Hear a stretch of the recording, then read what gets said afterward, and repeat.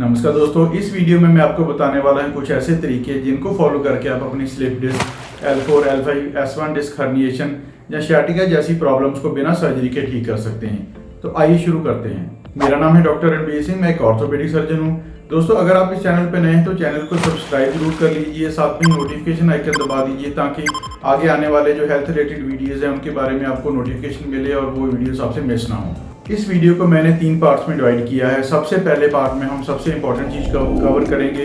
मैं आपको कुछ ऐसे तरीके बताने वाला हूं जिनको फॉलो करके आप अपनी स्लिप डिस्क या डिस्क बल्ज की प्रॉब्लम है उसको रिवर्स कर सकते हैं और आपकी sciatica जैसी प्रॉब्लम बिल्कुल ठीक हो जाएगी। दूसरे पार्ट में मैं बताऊंगा कि आप जो स्लिप डिस्क की प्रॉब्लम है वो होती क्यों और कैसे होती है और इसके आपके शरीर पे क्या क्या बुरे असर पड़ते हैं। लास्ट पार्ट में मैं आपको बताऊंगा कि आपको क्या क्या एक्टिविटीज़ और एक्सरसाइजेज अवॉइड करनी है ताकि आपको स्लिप डिस्क की प्रॉब्लम हो ही ना, और अगर स्लिप डिस्क की प्रॉब्लम हो गई है तो उन एक्टिविटीज़ को अवॉइड करके आप ये प्रॉब्लम बढ़ने से बच सकते हैं। तो ये वीडियो अंत तक जरूर देखिएगा, तभी आपको इसका पूरा बेनिफिट हो पाएगा। दोस्तों, सबसे पहले जो हमारे मन में क्वेश्चन आता है, अगर किसी बंदे को कोई प्रॉब्लम आ गई है, स्लिप डिस्क, डिस्क हर्निएशन या sciatica की प्रॉब्लम आ गई है, तो सबसे पहले उसके मन में यही क्वेश्चन आता है कि क्या ये मेरी प्रॉब्लम बिना सर्जरी के ठीक हो सकती है। तो उसका बहुत ही सिंपल सा आंसर है कि ठीक हो सकती है। उसके रिगार्डिंग काफ़ी सारी स्टडीज़ हो चुकी हैं। 2017 में भी एक स्टडी हुई थी जिसमें ये पाया गया था कि अगर आप लॉन्ग फिजियोथेरेपी और एक्सरसाइजेज करते हैं तो उसके रिजल्ट हैं वो सर्जरी से बेटर हैं। उसका लिंक मैं डिस्क्रिप्शन में दे दूंगा, आप चाहें तो स्टडी को देख सकते हैं। और भी कुछ बैक पेन और नेक पेन जैसे वीडियोस के टॉपिक्स के ऊपर वीडियो मैं बना चुका हूं, उनका भी जो लिंक है वो डिस्क्रिप्शन में दे दूंगा। दोस्तों, अब हम शुरू करते हैं पार्ट 1। पार्ट 1 में जैसे कि मैंने बताया था कि ऐसा तरीका बताऊंगा जिससे आपका जो डिस्क बल्ज है कम होगा और आपकी जो बल्जिंग डिस्क है, डिस्क जो बाहर की तरफ आ गई है, अपनी नर्व्स के ऊपर प्रेशर डाल रही है, वो वापस अपनी जगह पर चली जाएगी। तो उसको मैंने 4 स्टेप्स में डिवाइड किया है। उसको स्टेप वाइज आपको करना है। फर्स्ट स्टेप जो आपको फॉलो करना है वो है डीकम्प्रेशन। डीकम्प्रेशन करने के बहुत सारे तरीके हैं, काफ़ी सारे इंस्ट्रूमेंट्स भी, फिजियोथेरेपी इंस्ट्रूमेंट्स मार्केट में अवेलेबल हैं, आप उनको भी यूज़ कर सकते हैं। लेकिन मैं आपको बहुत ही सिंपल तरीका बताने वाला हूँ जिसको आप आराम से अपने घर पे ही यूज़ कर सकते हैं। सबसे जो सिंपल मेथड आप यूज़ करते हैं वो है पुल अप बार। आपको चाहिए पुल अप बार, बहुत ही लो कॉस्ट पे आपको मार्केट से मिल जाएगी। 500-700 में आप मार्केट से खरीद सकते हैं। उसमें आपको क्या करना है, कुछ बातों का ध्यान रखना है कि पुल अप बार पे आपको जब लटकना है, अपने हाथों से आप अपनी बॉडी को हैंग कर देना है, लटका देना है। एक बात का ध्यान रखना है कि आपके जो पैर हैं, फीट हैं दोनों, वो आपके ज़मीन पर टच होने चाहिए, हवा में नहीं होने चाहिए। क्योंकि अगर हवा में होंगे तो आपको उसका पूरा बेनिफिट नहीं मिल पाएगा। बेनिफिट क्यों नहीं मिलेगा? क्योंकि अगर आपकी बॉडी पूरी हवा में हैंग कर रही है तो आपके जो लोअर बैक और हिप्स के मसल हैं वो कॉन्ट्रैक्ट करेंगे और उसकी वजह से आपकी बॉडी को रिलैक्स नहीं कर पाएंगे आप, और इसका बेनिफिट नहीं मिल पाएगा।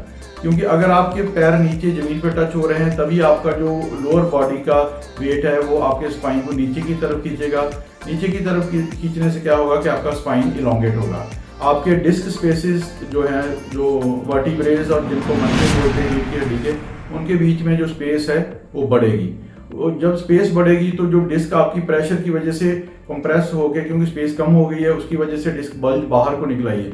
जब स्पेस बढ़ेगी तो डिस्क अपनी जगह पे वापस आएगी और आपकी जो नर्व्स के ऊपर वो डिस्क, बल्जिंग डिस्क जो स्लिप डिस्क हो चुकी है वो प्रेशर डाल रही है, वो आपका पेन नर्व्स के ऊपर से प्रेशर कम हो जाएगा और आपकी जो sciatica जैसी प्रॉब्लम, लो बैक पेन जैसी प्रॉब्लम है वो कम हो जाएंगी। अब हम आ गए हैं स्टेप 2 पे। स्टेप 2 क्या है? स्टेप 2 है करेक्शन ऑफ लिस्ट।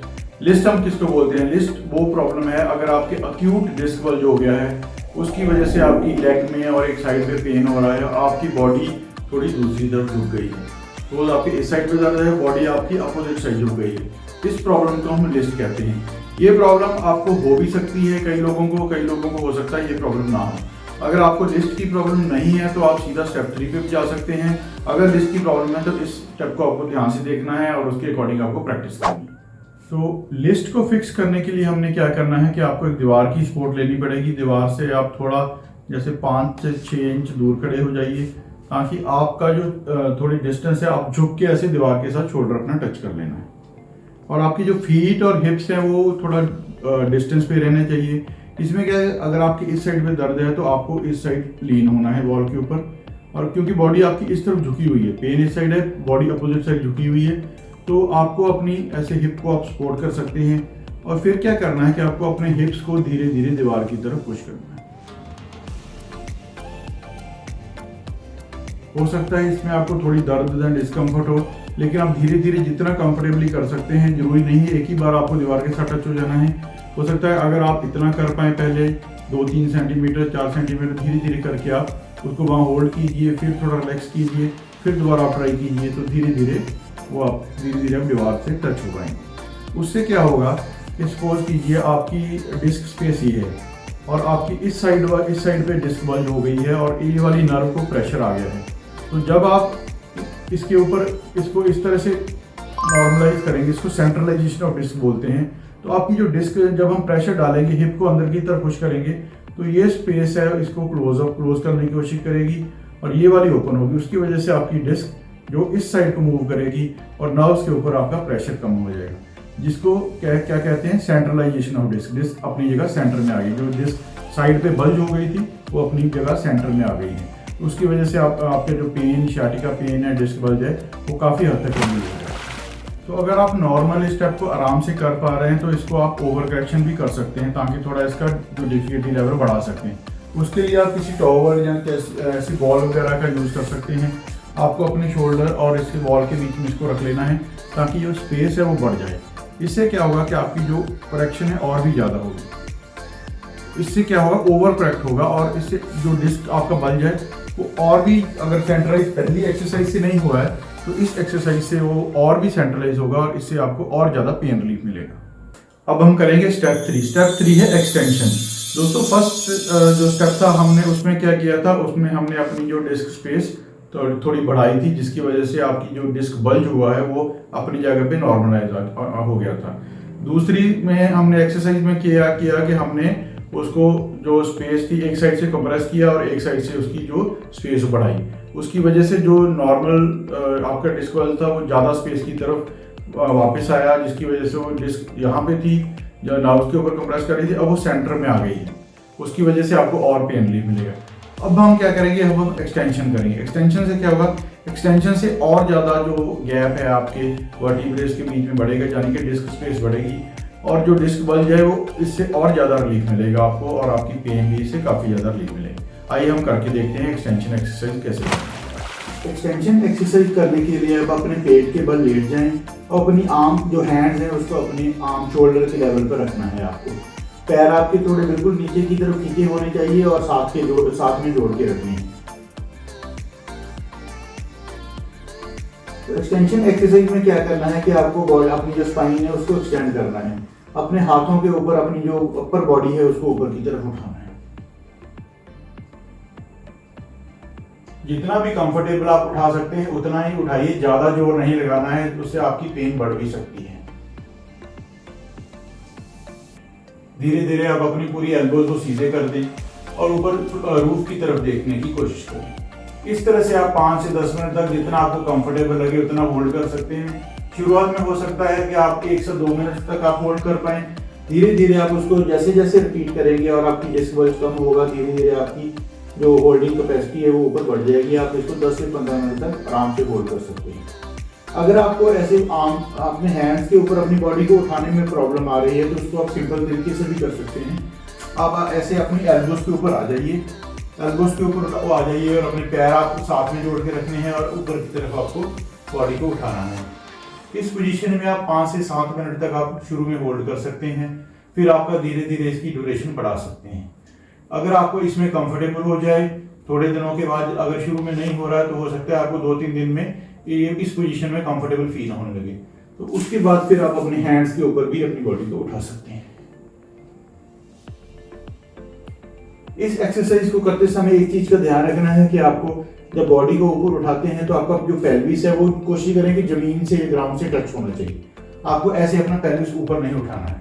इससे क्या होगा कि आपको पूरा बेनिफिट नहीं मिलेगा, इससे आपको और ज्यादा नुकसान होगा और आपका डिस्क बल्ज बढ़ जाएगा।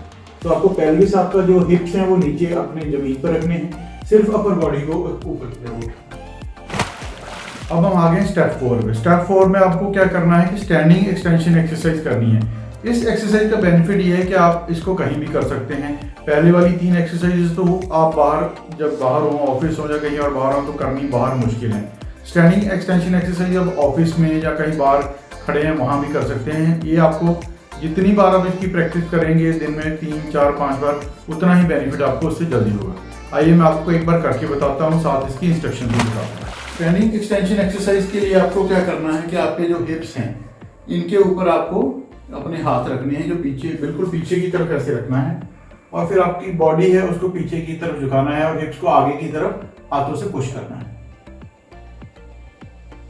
और ऊपर आप छत की तरफ देखिए। इस तरह से आप 2 से 4 मिनट या जितना आपको कंफर्टेबल लगे उतना शुरू में कर सकते हैं, और धीरे धीरे इसकी ड्यूरेशन बढ़ा सकते हैं।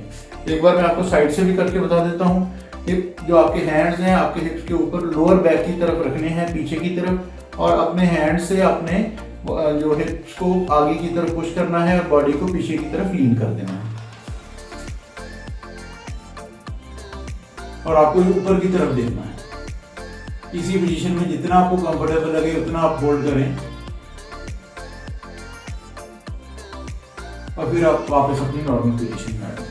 2 से 4 बार आप इस एक्सरसाइज को रिपीट करें, और इसके जैसे कि मैंने बताया कि जितनी बार आप इसको कर लेंगे उतना ही आपको उससे ज़्यादा बेनिफिट होगा। अब हम आ गए वीडियो के पार्ट 2 में। इस पार्ट में मैं आपको डिटेल में बताऊंगा कि आपके जो डिस्क बल्ज है, डिस्क हर्निएशन या सियाटिका है, वो क्यों होता है। तो ये बात बहुत ही इंपॉर्टेंट है, ये पार्ट, अगर आप अपनी प्रॉब्लम को डिटेल में समझना चाहते हैं। अगर आप इस पार्ट को ध्यान से देखेंगे, समझेंगे, तो आपको एक्सरसाइज करने में जो बेनिफिट है वो और भी ज़्यादा अच्छा मिलेगा, क्योंकि आपको पता होगा कि आपकी बॉडी के अंदर हो क्या रहा है। तो आइए मैं आपको बताता हूँ कि डिस्क बल्ज होता क्यों है, और इसको आप जो हम रिवर्स करते हैं, जो हमने स्टेप 1 में एक्सरसाइज की है, वो इसके ऊपर क्या क्या इफेक्ट पड़ती है, और कैसे आपकी जो करेक्शन है, पेन कम होती है, डिस्क अपनी जगह पे वापस आती है, वो उससे आपको कैसे रिलीफ मिलता है।